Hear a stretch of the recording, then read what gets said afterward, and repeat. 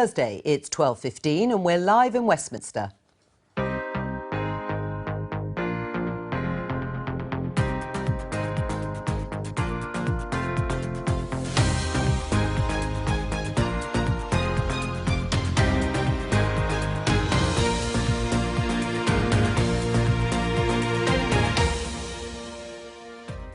Joining me, Conservative MP Bim Afellamy, Liberal Democrat MP Layla Moran, Daily Telegraph columnist Madeline Grant and Miatta Fahnbulleh from the left of centre think tank The New Economics Foundation. Today, do patients need to see a GP face-to-face? In cases where it's clear that the patient should be seen face-to-face, it's important that the patient is given a choice. It's really difficult to say, well, I've got this pain and it's here. And you can't really show somebody where here is over the phone. GP surgeries are currently under siege. We are unbelievably busy. Should a rise in climate anxiety. With bin strikes continuing in Brighton, we'll talk about public sector pay. And will children be reassured by this? I'm confident there'll be a good amount of Christmas presents available for everyone to buy.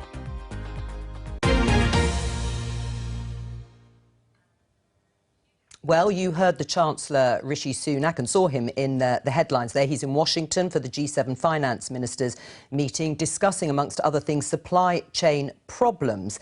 Let's just show you a couple of the front pages. On this shortages crisis, says the Mirror, rush to save Xmas. And this is how the Express are covering it. Get your skates on for a happy Christmas.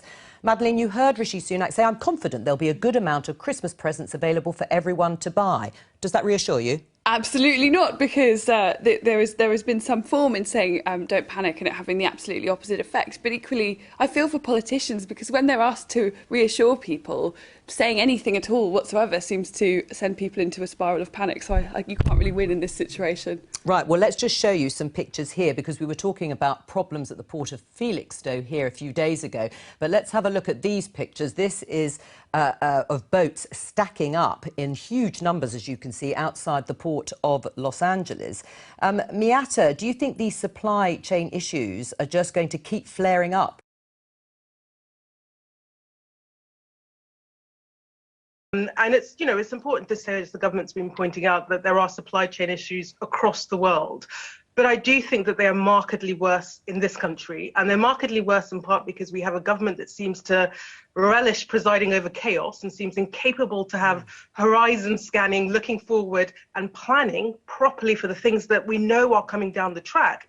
And there's a Brexit impact as well. If you go back to the HGV driver shortages, its roots stem in the fact that, yes, there was a shortage anyway, but we embarked on Brexit and the government didn't plan for what was clearly going to happen despite the warnings from business. So, yes, there is a problem that's a global problem, but it is much, much worse in this country because our government seems to be completely incapable of getting a grip. Bim? I don't think Miatta's right about that. Which bit? Well, frankly, all of it. If we go first of all, in terms of the global supply chain issue, yes, it is a completely global problem, which I acknowledge that. And it is not worse in this country. You've actually seen, you've shown me evidence of what's happening in the United States, and not just in Los Angeles, by the way, in many states in North America, in many parts of North America. In relation to HGV drivers, they have shortages of HGV drivers in Europe as well, which didn't have Brexit. And critically, the biggest impact on HGV drivers, it's the industry not paying them well enough. In 2010, the difference between HGV drivers' salary and an average salary was about 60%. Now, rather 2019, pre-COVID, it was 32%.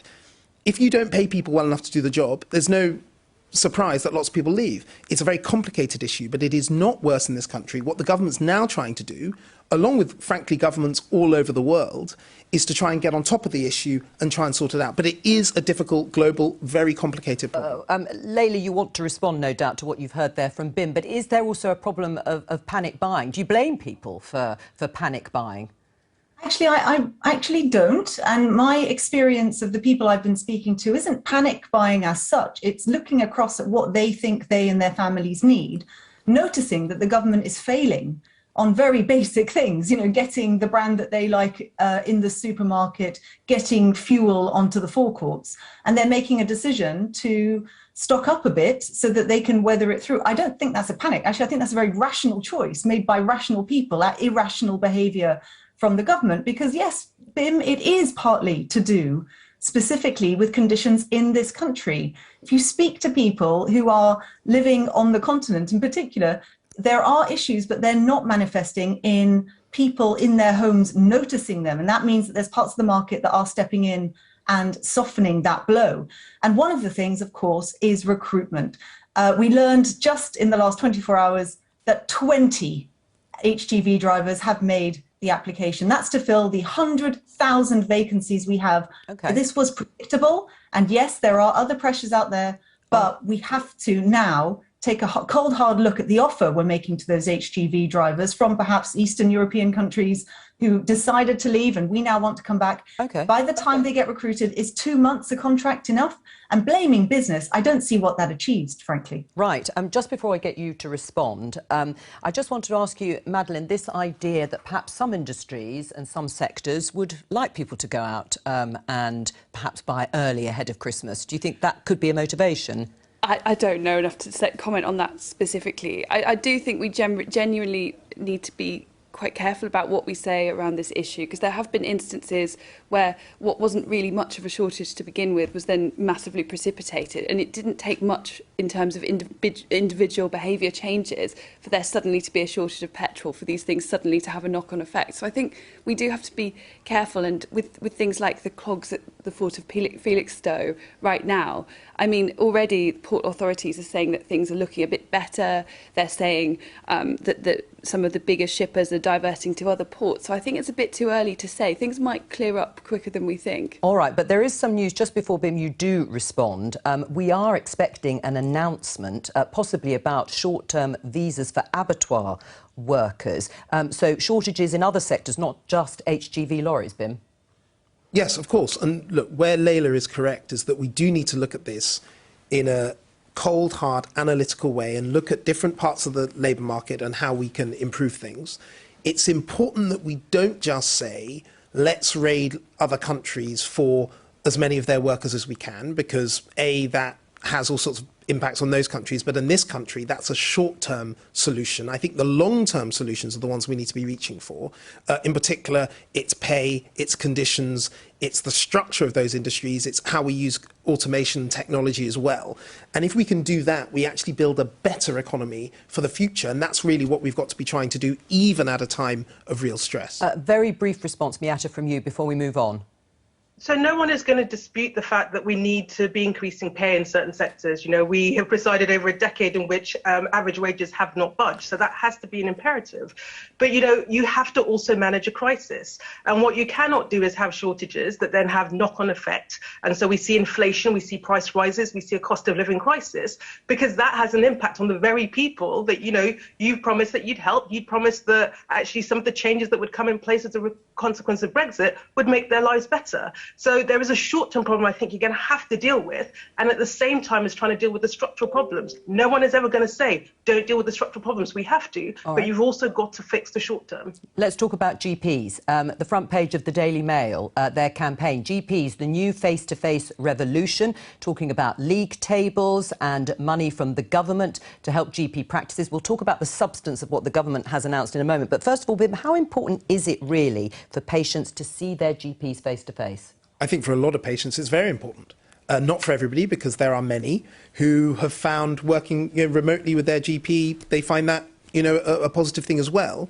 But I was speaking to constituents earlier on this week and to GPs, and they were saying, it is important that we offer more face-to-face. This extra money will help support that. But at the same time, we also need to support the GPs offering that, because they've been operating under difficulties as well. They've had various restrictions that have how their practices operate that have continued longer than they have in the rest of society. We need to get things more back to normal to support the GPs. We're giving them some extra funds.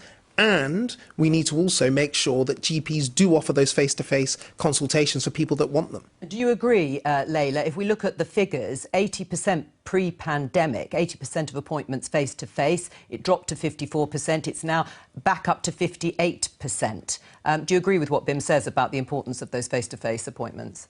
Well, I've been talking to doctors here locally, and I'm sure many MPs are getting written to about this. Actually, what I'm hearing from constituents is many of them quite like the online appointments, especially if they're younger, more mobile, and they'd rather not take the time to travel there, wait in the waiting room, etc. So it suits them. But certainly for particularly some of my more elderly constituents who are more complex in their needs, they found it deeply frustrating. But the way to tackle this, in my view, is not to bash GPs. There is a narrative that is in part precipitated by some of the right-wing press and indeed parts of government that suggests that GPs haven't been working incredibly hard, but they have. They are, in fact, many of them on their knees, and many of them are now voting with their feet and choosing to leave the profession. There are nearly 1,000 who left the profession over the last 12 months. So there is a more systemic problem, coming back to this idea of, let's fix the problem at its core. Well, GP numbers have been falling regularly for the last 6 years, not going up as had been promised. And that fundamentally is the core of the problem. We need to be training more GPs. There is no magic locum tree where we can suddenly recruit GPs from some room somewhere that they've all been hiding. It's just simply not the case. And so I'm glad the money's there. I'm glad the government's now appreciated that GPs need extra money and support to continue to support us, but we've got a winter crisis coming, and unfortunately I don't think this is going to make a palpable difference. We've got bigger play here. Right, GP bashing, is that what's going on here, Madeleine? I don't think so, no. I mean, I think this has often been driven by members of the public who can see how the service they've received, they can see how things have not been diagnosed.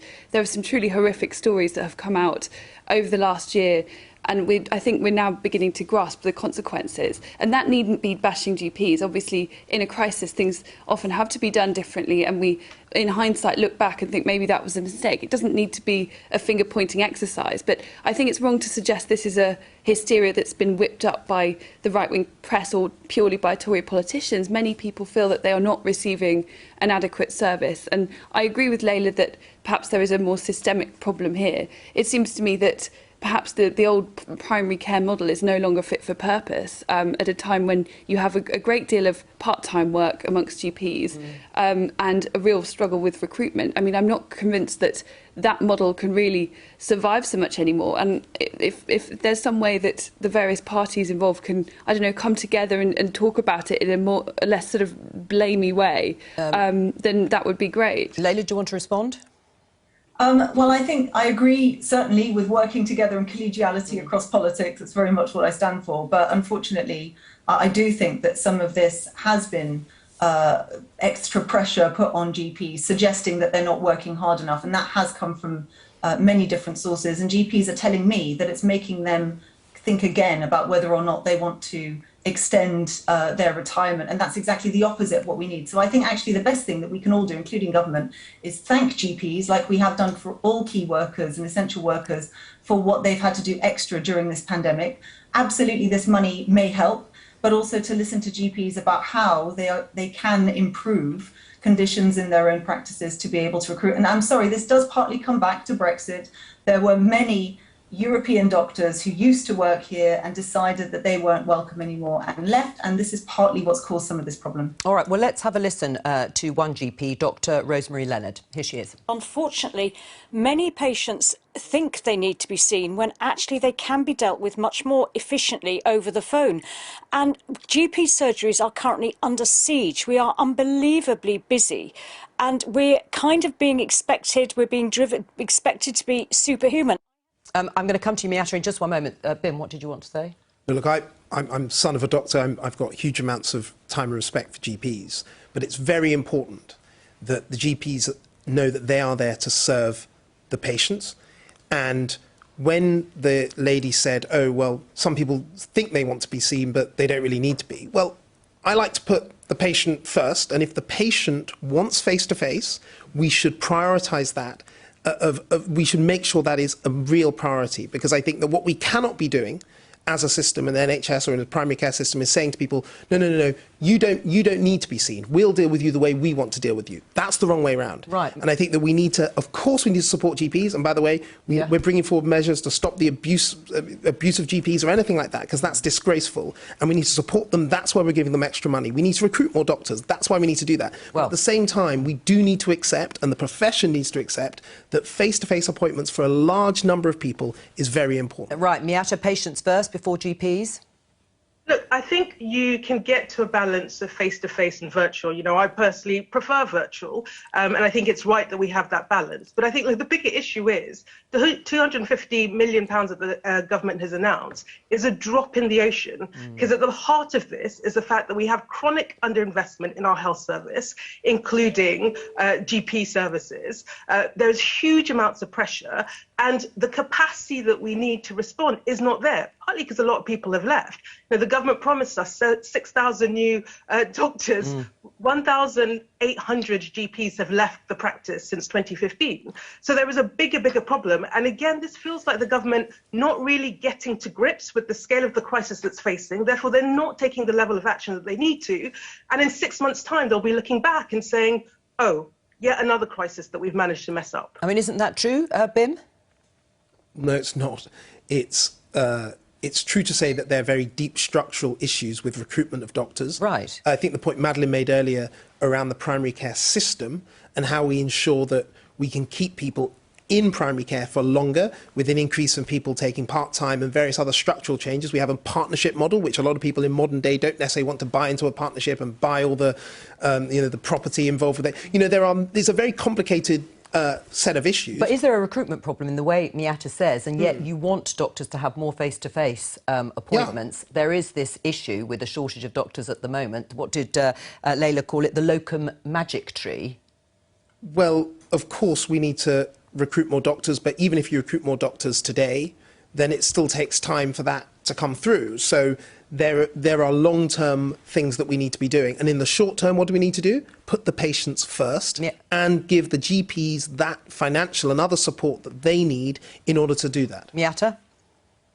Well, yes, of course, but GPs will put the patient first. I think it's, slightly disrespectful to assume, to even suggest that they're not doing that. No, I wasn't the argument that's being made by the profession is we are under our knees, there is a huge capacity problem, and your £250 million is quite frankly completely inadequate and slightly insulting. There is a crisis that you must get a grip on. There is a crisis that you must confront and start coming up with some proper solutions for us to be able to respond. Because at the moment they feel like the government is letting them down. Bim? Well, what we're doing is last year we recruited the highest number of doctors ever, but of course that will take time to feed through. We're giving this extra support money. By all means, if in 6 months' time it means that GPs need more support in order to offer these more face-to-face appointments, then that's what should happen. I'm not saying this £250 million is it for that regard, but ultimately we need to prevail upon the system to say, how can we get to the right mixture of technology for often younger, more mobile people who want to do things remotely, but also offering the face-to-face for people who want that as well. We need to work with GPs in order to do this. We shouldn't have a sort of fight between, we've got to work together. Right. And if we can do that correctly, then I'm optimistic about how things will turn out.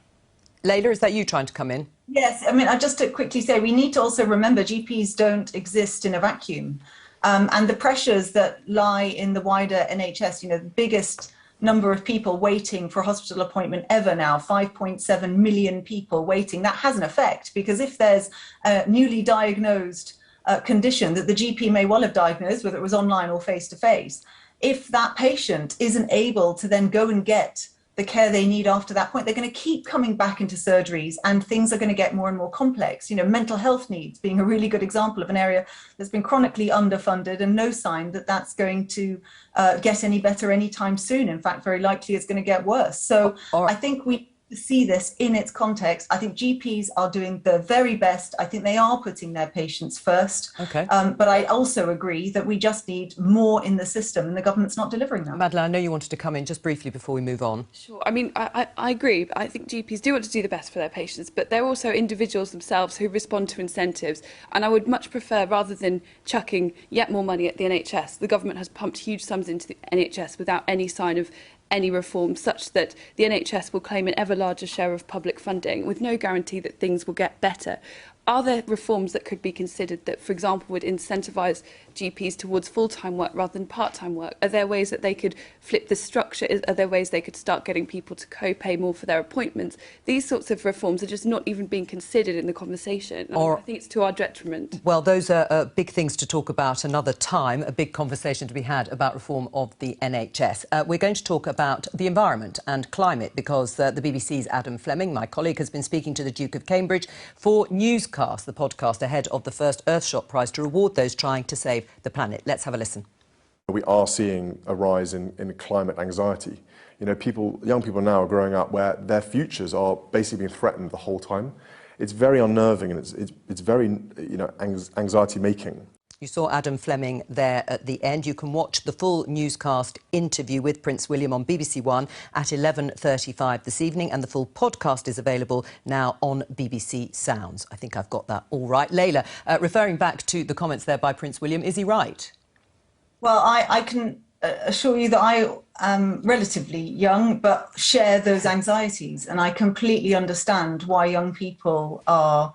Yeah, some have been writing into me saying exactly this. COP26, which is meant to be sort of the last chance saloon, particularly for some nations who are absolutely going to be on their knees unless we can keep within 1.5 degrees of warning. This is the last chance, and it looks like it's going to be not as ambitious as we'd like it to be. And I can see why. You know, the government has been, I think, not putting its full weight behind this, because whilst Alok Sharma has been going around the world meeting with people, they then look to the UK and they say, well, actually, what are you doing yourself? And what they're doing is they've been cutting aid to the very same countries that are going to be using that aid in order to implement these climate targets. What they've been doing is not giving them the vaccines and the technology transfer and the TRIPS waiver and all the rest of it that would give them the chance to bolster their economies. And meanwhile, they're drilling for oil in Surrey, cutting the Green Homes grants and cutting grants to electric vehicles. I mean, do as I say and not as I do seems to be the modus operandi of this government. And it's no surprise to me that COP is looking really precarious at the moment.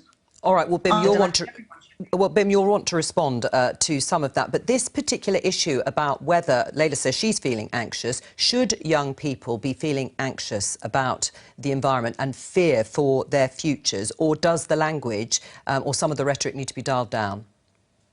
Bim. I think that, look, I'm a huge fan of Prince William's, and he does fantastic work on this and on many other things. I don't think that young people should become anxious in this way, because though we have great challenges, there are great opportunities and there's a huge amount of work going on so that we can solve those challenges. And I think that... Not according to Layla. Or well, not enough. I mean, I can't respond to everything, but beyond to say that I think she very, very poorly mischaracterises the government's efforts in this arena that are world-renowned for our ambition and our achievements so far. But what I think young people, who will be maybe watching this and thinking about this issue and what they can do, get involved.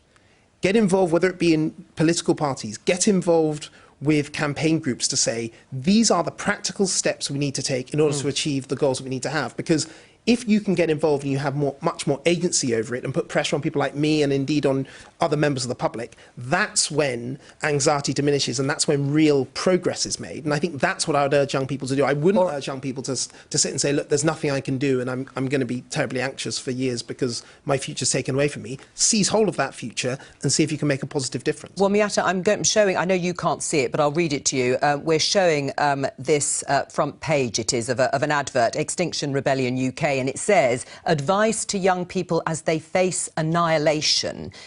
Is that reasonable? Well, so look, I wouldn't use those languages, but I think it's really hard to say to young people, you shouldn't feel anxious about this, because they do feel anxious about it. And the reason they do is because they can see the scale of the challenge, they can see the impact it will have on their future, and they look at the political leadership, both in this country, but quite frankly, worldwide, and it is woefully inadequate. There's a big chasm between the rhetoric around getting to net zero quickly and the action that's actually been taken. And the fact that we could be looking at, COP and the prospects of it feel quite low, I think is all the indictment that we need. We've been told by the scientists, they've been really consistent on this. We have less than a decade to take drastic action to mitigate the worst impacts of climate change. We know it is coming. We know we're running out of road, and yet we're getting a lot of warm words and not enough action. And I think young people are, animated. They are mobilizing. The kids took to the streets to tell the politicians, get a grip. But we need to start acting. And I think until we do, people will feel anxious because this is massive. This is the biggest threat that we face. And our politicians across the piece are just not stepping up to it. Madeline? Well, I think there has been some very irresponsible language. I think it's been borderline millenarianism. It's doomsday stuff that we've been hearing. And from teachers, from activists, people who I think are not necessarily fulfilling their responsibility to their children, engaging in hyperbole on many, many occasions. And to be fair, that this kind of anxiety about the future is nothing new. I think children who grew up in the shadow of the Cold War probably felt something of this. And I remember in my childhood in the noughties, we watched films like An Inconvenient Truth, and we worried about rising sea levels, and we speculated about how long until Birmingham's going to be submerged under the sea, and this kind of thing. So I don't think it's anything new, but it happens to have coincided with a particularly bad period of poor mental health for children and lockdown and a host of other things. So it is a real problem. It would be nice to see some dialling down of the language. And to those points about the government not doing enough, I mean, to listen to some of these contributions, you'd think that we weren't doing anything, when in actual fact we are doing a great deal that is going to put a lot of, a lot of poorer people are really going to struggle to meet their bills, to pay for the cost of replacing things, the bans on certain types of car. I mean, there's an awful lot that is already having a very tangible impact on people's lives. And I really think people who think we should be moving a lot faster need to explain in concrete terms what that would do for people's lives, because we've not had enough of this specific conversation, I think. Layla? Well, there's plenty that we could and should be doing. Yes, we've done a lot, and much of it was started under people like Ed Davey when he was Energy Secretary, and the huge boom that we're seeing now in things like offshore wind farms is partly because of decisions he took then. So this has been happening for a very long time. But what we now realize is that it's not happening fast enough. And the language, and I think this is really infantilizing of children, which, the word suggests, but it's not fair. We have to take them seriously. The language is coming from them. The letters that I've seen in my constituency surgeries have come from young children themselves, talking about how, unless the politicians and the adults act, they are going to continue to try and campaign to get us to do more. So it's all very well patting ourselves on the back and saying, oh, we did well done you. Meanwhile, there are more and more climate catastrophes happening across the world, and we are going to see this fundamentally shift the way that our ecosystems work. We have a chance to change this, and I am actually an optimist, even though I think I'm doing a bad job of getting that across. But I am an optimist, and there is more we can do. But I think, saying to the government, well done you, isn't going to get them to do what's necessary. And that's what we're trying. Madeline? I mean, I don't know. I think that some of the language, for example, from people like Greta Thunberg suggests that governments are doing nothing, that they are sitting there and engaging in total inaction, when in fact we are spending a vast amount of money and possibly impoverishing swathes of society to get there. So this idea that we're doing nothing, which I think has been spread by children and is wrongly spread by adults, I mean, that is, I think, a mischaracterisation of the situation. And I could think of many more in a similar vein. Like, I think we need to have a less kind of doomsday type conversation. Well, let me put Miata. Yeah, so I think the issue is we're moving at a snail pace when we should be racing. And the frustration from young people is that they can see the crisis coming and they see that we're moving far too slowly. And I'll give you a classic example. The government put some money into retrofitting homes, about 5 billion. We need about 3 times that. We need to be retrofitting and that's taking carbon out of our homes, about 19 million homes. What I would like to see in the next spending round is a big commitment to do that. We cannot decarbonise unless we do that, and yet the government is moving at a snail's pace. So it's not the fact that they're not acting at all, it's the fact that they're not acting at a scale and a pace that is commensurate with the scale of the crisis that we all agree we're facing. All right, very briefly, Madeline. Just say it's not the government that has to pay for this, it's taxpayers, and there needs to be some honesty about what that does to people's quality of life, to their bills, to their cost of living. We just talk about a cost of living crisis and about energy insecurity. And on the other hand, hand, we're now having this conversation about how, you know, we need to do further action in terms of climate change, and I'm very little about specifics, how we would pay for it and who's going to pay for it. All right, I'm going to leave it there because I'm going to stick with this subject. I know, Leila, you want to come in and perhaps you can do so at the end of the discussion, but I just want to move on to something else that Prince William, the Duke of Cambridge, said. He said, "We need some of the world's greatest brains and minds fixed on trying to repair this planet, not trying to find the next place to go and live." This was an implicit criticism about going into space. It really is quite crucial to be focusing on this planet rather than giving up and heading out into space to try and think of solutions for the future. Now, his comments, of course, come as the Hollywood actor William Shatner from Star Trek blasted off aboard the Blue Origin suborbital.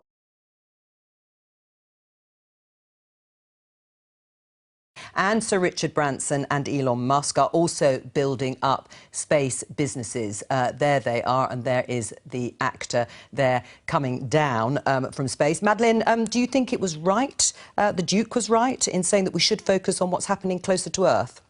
I have some sympathy because a lot of these space exploration entrepreneurs have a tendency to kind of talk very woolly talk about their green credentials and then meanwhile pump people into space. So I have some sympathy, but I'm not sure I fully agree in that I think when you do a big innovation like the move into the space race, for example, it often gives rise to all kinds of new technologies and inventions that you didn't imagine when you started out. Things like solar panels, for example, satellites, and transistors, all sorts of things have come as a result of this. So I would be quite wary of putting a dampener on new innovations because you might find that they give rise to something that helps us defeat climate change. I will come to you. Leila, do you agree?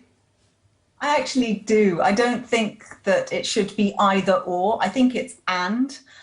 When we tap into that innate sense as humans of exploration and pushing at the boundaries of science. I mean, I'm a physics graduate. I'm a huge Star Trek fan. I was watching what William Shatner was doing with enormous envy, frankly. But it's also true that Jeff Bezos, I don't think, pays enough taxes, or Amazon doesn't anyway. So I think it should be and I do think that what Prince William is trying to say, I agree with, which is that, you know, let's take our eyes to what's really important right now, which is our planet. But I don't think we should be stopping people from boldly going somewhere else as well. Oh, well done you for getting that in. Bim, should we focus more on the Earth rather than space? I'm in danger of violently agreeing with everybody. I agree with both Madeleine and what Leila said. But to take on Prince William's comments more directly, I think that it's not just the planet, but it's also the people that live on the planet. And why I make that distinction is, as we make this push for net zero, we have to make sure that not only are people taken with us in a political sense, but that we make sure that the innovation, it's innovation and technology.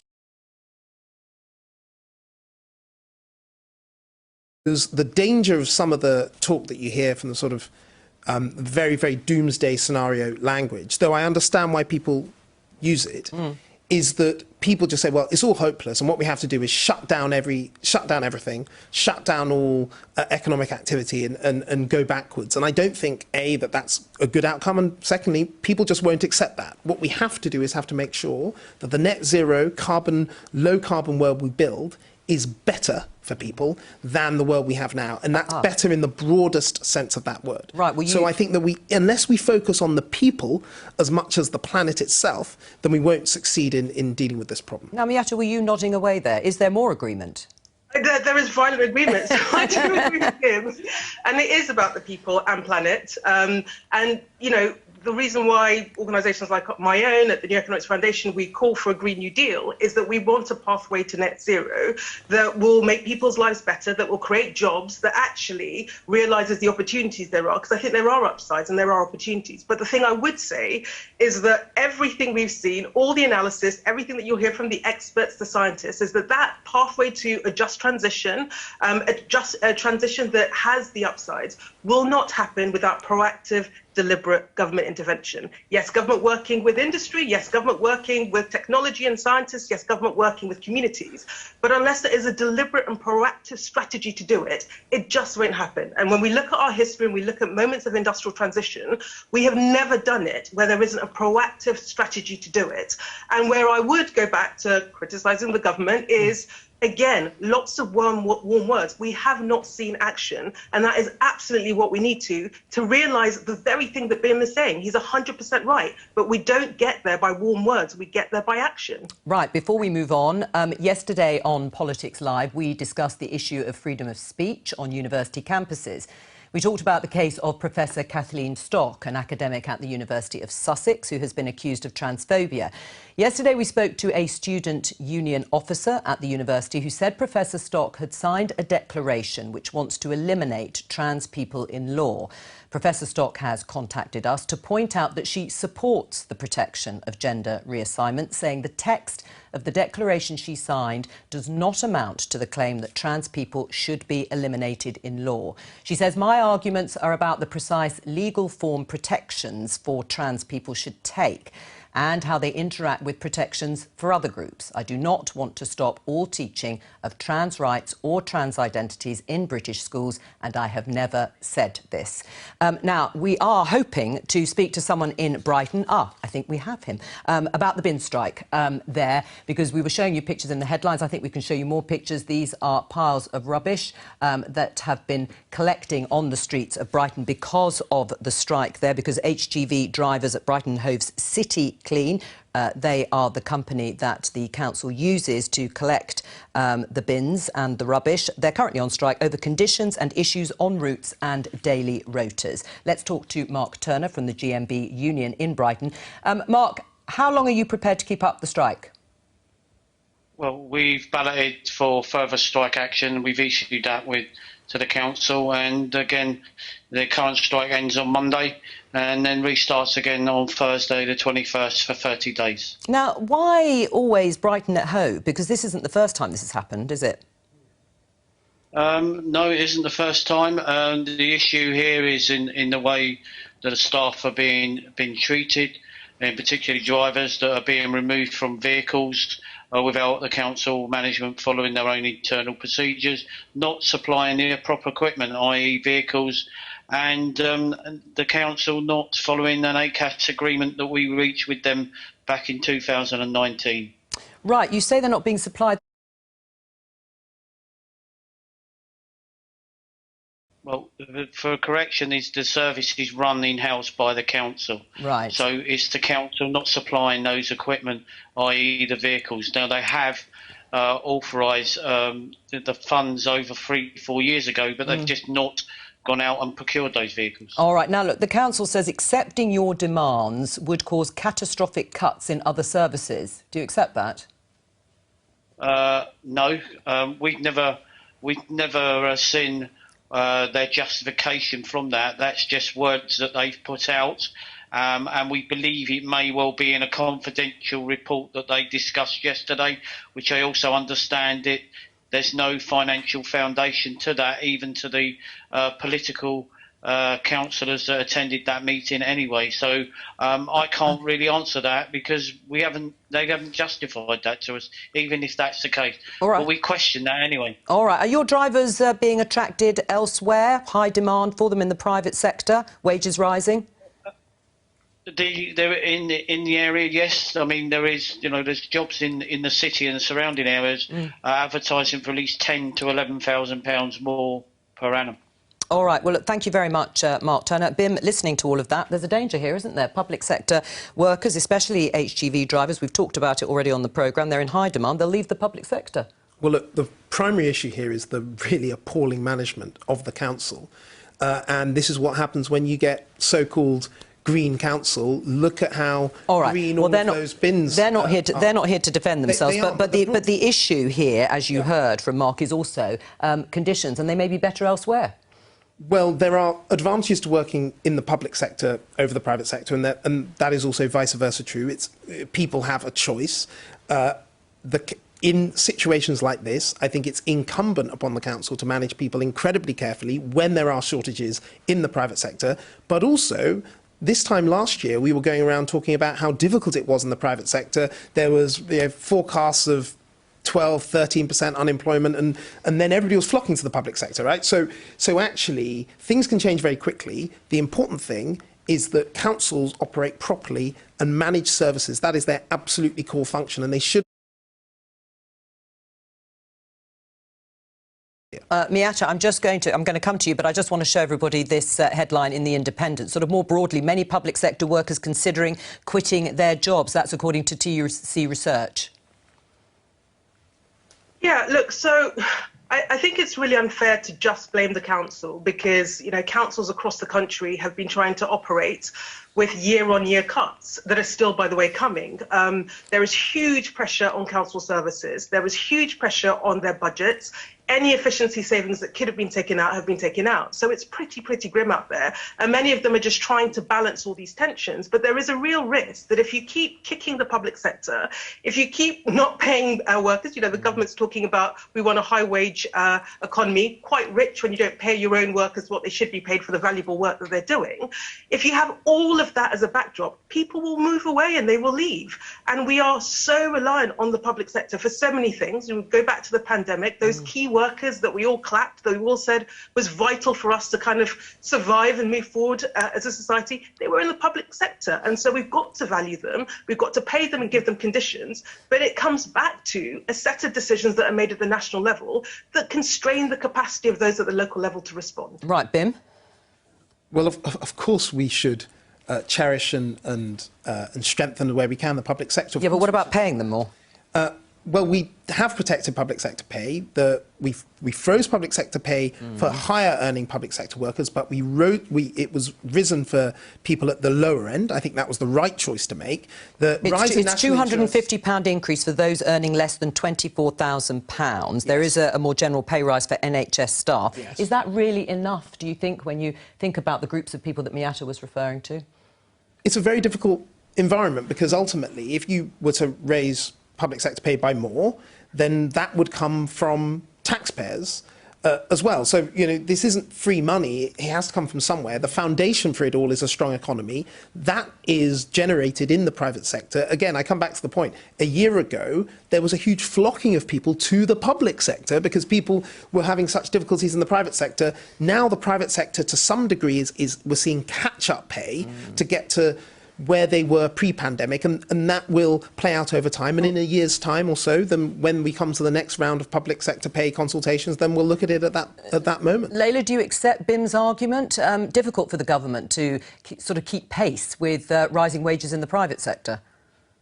But I think they're going to have to, because it's going to start affecting some of, you know, the very basics. And I'm a Liberal Democrat, so I talk a lot about potholes and bins, you know, and the reason why we do that is because that is what people notice. And when you start noticing that your bins aren't being collected and the potholes are getting bigger and the basic fabric of society is crumbling around you, actually that's going to bite the government in the bum eventually. So I think actually the thing that they should do is accept that councils are actually pretty efficient generally with how they spend money. Their amount of money that they get has been cut basically in half over the last 10 years. And I don't think that we are at the point now that they can take any more. At the same time, you've got a government saying pay your HGV drivers more. Well, it's the same people who've got HGV driving licenses who are driving our bins and they're going elsewhere. So I think at some point the government is going to, well, that's what the local contractor here locally has said, is that crisis has poached a lot of people out of bin driving locally, and we've had issues here too. All right, so what we absolutely need is to have the government give local councils the money to make services run well. I'm going to interject because we haven't got that long, 45 seconds or so. Madeleine. Well, I would just say that, you know, all of this comes at a cost. And it is paid for by private sector workers who, on average, earn less than workers in the public sector, who have greater job insecurity, have been more likely to be laid off and so on during the pandemic, enjoy less extravagant pensions. And all of this has to be paid for, and I think that there needs to be some recognition of this, even if in some cases it makes sense to have a pay rise. Thank you to all of my guests today, and Alex Forsyth will be back here tomorrow at 12:15 with all the parliamentary highlights from across the UK in Politics UK, and I'll be back, of course, on Monday. See you then. Bye.